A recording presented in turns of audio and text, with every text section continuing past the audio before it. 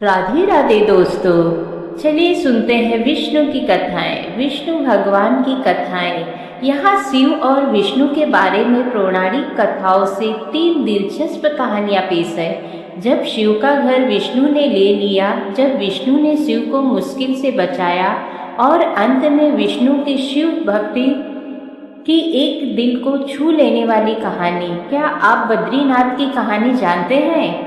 यह वो जगह है जहाँ शिव और पार्वती रहते थे। यह उनका घर था।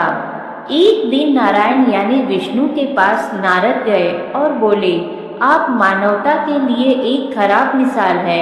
आप हर समय शेषनाग के ऊपर लेटे रहते हैं। आपकी पत्नी लक्ष्मी हमेशा आपकी सेवा में लगी रहती है और आपको लाड करती है। इस ग्रह के अन्य प्राणियों के लिए आप अच्छी मिसाल नहीं बन पा रहे हैं। आपको सृष्टि के सभी जीवों के लिए कुछ अर्थपूर्ण कार्य करना चाहिए। इस आलोचना से बचने और साथ ही अपने उत्थान के लिए भगवान को भी ऐसा करना पड़ता है। विष्णु तप और साधना करने के लिए सही स्थान की तलाश में नीचे हिमालय तक आए। वहां उन्हें मिला बद्रीनाथ, एक अच्छा सा छोटा सा घर जहां सब कुछ वैसा ही था जैसा उन्होंने सोचा था। साधना के लिए सबसे आदर्श जगह लगी उन्हें यह। वह उस घर के अंदर गए। घुसते ही उन्हें पता चला कि यह तो शिव का निवास है और वह बड़े खतरनाक व्यक्ति हैं। अगर उन्हें गुस्सा आ गया तो वह अपना ही नहीं खुद का ही गला काट सकते हैं। ऐसे में नारायण ने खुद को एक छोटे से बच्चे के रूप में बदल लिया और घर के सामने बैठ गए। उस वक्त शिव और पार्वती बाहर कहीं टहलने गए थे। जब वे घर वापस लौटे तो उन्होंने देखा कि एक छोटा सा बच्चा जोर जोर से रो रहा है। पार्वती को दया आ गई। उन्होंने बच्चे को उठाने की कोशिश की। शिव ने पार्वती को रोकते हुए कहा, इस बच्चे को मत छूना। पार्वती ने कहा, कितने क्रूर हैं आप, कैसी नासमझी की बात कर रहे हैं। मैं तो इसे बच्चे को उठाने के लिए जा रही हूँ। देखिए तो कैसे रो रहा है। शिव बोले, जो तुम देख रही हो उस पर भरोसा मत करो। मैं कह रहा हूँ ना, इस बच्चे को मत उठाओ। बच्चे के लिए पार्वती की स्त्री सुलभ मनोभावना ने उन्हें शिव की बातों को नहीं मानने ने दिया। उन्होंने कहा, आप कुछ भी कहें, मुझे कोई फर्क नहीं पड़ता। मेरे अंदर की माँ बच्चे को इस तरह रोते नहीं देख सकती। मैं तो इस बच्चे को जरूर उठाऊंगी। और यह कहकर उन्होंने बच्चों को उठा लिया, अपनी गोद में ले लिया। बच्चा पार्वती की गोद में आराम से था और शिव की तरफ बहुत ही खुश होकर देख रहा था। शिव इसका नतीजा जानते थे, लेकिन करे तो क्या करें। इसीलिए उन्होंने कहा, ठीक है, चलो देखते हैं क्या होता है। पार्वती ने बच्चे को खिला पिलाकर चुप किया और वहीं घर पर छोड़कर खुद शिव के साथ गर्म पानी में स्नान के लिए बाहर चली गई। वहाँ पर गर्म पानी के कुंड हैं। उसी कुंड पर स्नान के लिए शिव पार्वती चले गए। लौटकर आए तो देखा कि घर के अंदर से बंद था। शिव तो जानते ही थे कि वह खेल शुरू हो गया है। पार्वती हैरान थी कि आखिर दरवाजा किसने बंद किया। शिव बोले, मैंने कहा था ना, इस बच्चे को मत उठाना। तुम बच्चे को घर के अंदर लाई और अब उसने अंदर से दरवाजा बंद कर लिया है।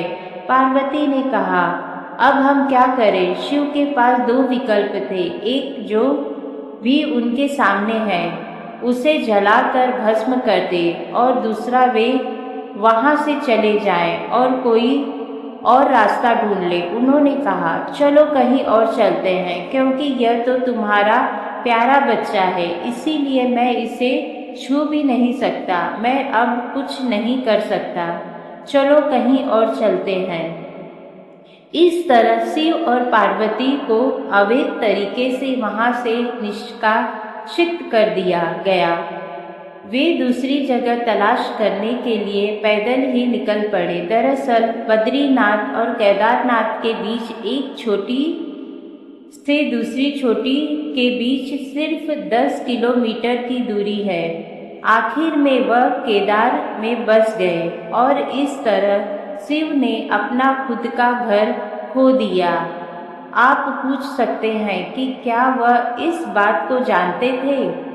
आप कई बातों को जानते हैं, लेकिन फिर भी आप उन बातों को अनदेखा कर उन्हें होने देते हैं। विष्णु भगवान की कहानी। जब विष्णु ने शिव को मुश्किल से बाहर निकाला। योगिक कथाओं में ऐसी कई कहानियां हैं जिनमें बताया गया है कि शिव की करुणा और भेदभाव नहीं करती और वे किसी की इच्छा पर बच्चों की तरह भोलापन दिखाते हैं। एक बार गजेंद्र नामक एक असुर था। गजेंद्र ने बहुत तप किया और शिव से यह वरदान पाया कि वह जब भी उन्हें पुकारेगा शिव को आना होगा। त्रिलोकों के सदा शरारती ऋषि नारद ने देखा कि गजेंद्र हर छोटी छोटी बात के लिए शिव को पुकार लेता है, तो उन्होंने गजेंद्र के साथ एक चाल चली। उन्होंने गजेंद्र से कहा, तुम शिव को बार बार क्यों बुलाते हो? वह तुम्हारी हर पुकार पर आ जाते हैं। क्यों नहीं तुम उनसे कहते कि वह तुम्हारे अंदर आ जाए और वहीं रहे, जिससे वह हमेशा तुम्हारे अंदर होंगे। गजेंद्र को यह बात अच्छी लगी और फिर उसने शिव की पूजा की। जब शिव उसके सामने प्रकट हुए तो वह बोला, आपको मेरे अंदर रहना होगा, आप कहीं मत जाइए। शिव अपने भोलेपन में एक लिंग के रूप में गजेंद्र में प्रवेश कर गए और वहां रहने लगे। फिर जैसे जैसे समय बीता, पूरा ब्रह्मांड शिव की कमी महसूस कर रहा था। कोई नहीं जानता था कि वह कहाँ है। सभी देव और गण शिव को खोजने लगे। काफी खोजने के बाद जब कोई यह पता नहीं लगा पाया कि वह कहाँ है, तो वे हल ढूंढने के लिए विष्णु के पास गए।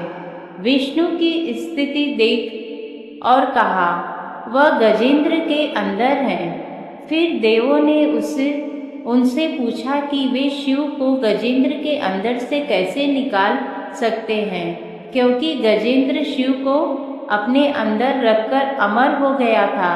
हमेशा की तरह विष्णु सही चाल लेकर आए। देवगण शिव भक्तों का रूप धरकर गजेंद्र के राज्य में आए और बहुत भक्ति के साथ शिव का स्तुति गान करने लगे। शिव का महान भक्त होने के कारण गजेंद्र ने इन लोगों को अपने दरबार में आकर गाने और नाचने का न्योता दिया। शिव भक्तों के वेश में देवों का यह दल आया और बहुत भावनाओं के साथ बहुत भक्तिपूर्ण वे शिव के लिए भक्ति गीत गाए और नाचने लगे। शिव जो गजेंद्र के अंदर बैठे हुए थे, अब खुद को रोक नहीं सकते थे। उन्होंने जवाब देना ही था, तो वह गजेंद्र के टुकड़े टुकड़े करके उससे बाहर आ गए।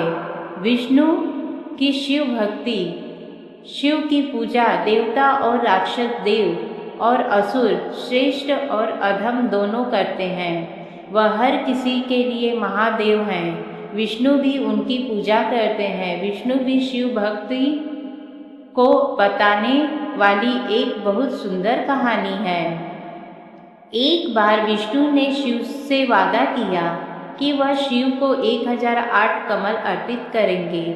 वह कमल के फूलों की तलाश में गए और पूरी दुनिया में खोजने के बाद भी उन्हें सिर्फ 1007 कमल के फूल मिले। एक कम था। उन्होंने आकर सब कुछ शिव के सामने रख दिया। शिव ने अपनी आंखें नहीं खोली वह सिर्फ मुस्कुराए क्योंकि एक कमल कम था। फिर विष्णु ने कहा, मुझे कमल नयन कहा जाता है, जिसका अर्थ है कमल के फूलों की तरह आँखों वाला भगवान। मेरी आँखें किसी कमल की तरह सुंदर है, तो मैं अपनी एक आँख अर्पित करता हूँ। और उन्होंने तुरंत अपनी दाहिनी आँख निकालकर लिंग पर रख दी। इस तरह की भेंट से प्रसन्न होकर शिव ने विष्णु को प्रसिद्ध सुदर्शन चक्र दिया। तो ये थी विष्णु और शिव की कथा। कहानी पसंद आई हो तो चैनल को लाइक और सब्सक्राइब जरूर कर दीजिएगा। राधे राधे।